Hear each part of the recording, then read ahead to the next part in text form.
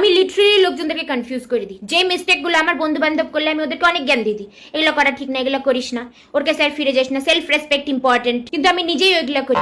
রিলেশনশিপে তো আমি নিজে সেলফ রেসপেক্টের মা মাসি এক করে বসে আছি। এই আমি কত চঞ্চল, চটপটা, হাসমুখ, প্রাণবন্ত, উচ্ছ্বাসিত, উদ্ভাসিত, আবার পরের মুহূর্তেই আমি দুঃখী আত্মা। আমি তখন পঙ্কজ উদাসের বোন প্রিয়াঙ্কা উদাস। আমি কখনো অতিরিক্ত এক্সট্রোভার্ট, মুফার টাইপের, আবার কোথাও কোথাও গিয়ে আমি কনফিউজ হয়ে যাই কি বলবো। তখন আমি অতিরিক্ত ইন্ট্রোভার্ট হয়ে যাই। আমি খুব শাই ফিল করি। লোকে তার জন্য প্রথম দেখায় আমাকে ভাবে যে বাবা মেয়েটা কি শান্ত, তো কথাই বলে না। আমি কখনো কাউকে বিশাল ভালোবেসে ফেলি, গভীর, পুরা ডিপ। আবার কখনো কখনো হার্টলেস হয়ে যায়। এই প্রেমে হাবুডুবু খাবো, তখন ওকে ছাড়া আমি বাঁচতেই পারবো না। আবার ওর প্রতি আমার যদি ভক্তি উঠে যায় একবার, তখন রাস্তায় মরে পড়ে থাকলো, আমি অটোটাকে বাড়ি চলে যাবো। আমি জীবনে অনেক কিছু করতে চাই, অনেক গ্রোথ চাই, অনেক উন্নতি করতে চাই। আবার পরের মুহূর্তেই মনে হয় ধর আমার কিছু ভালো লাগে না করতে, এগুলো কি হবে। আমি স্টোরিতেও দিতে চাই অনেক কিছু, কিন্তু আবার আমি নিজেকে এক্সপোজও করতে চাই না। আমি হিলও হচ্ছি,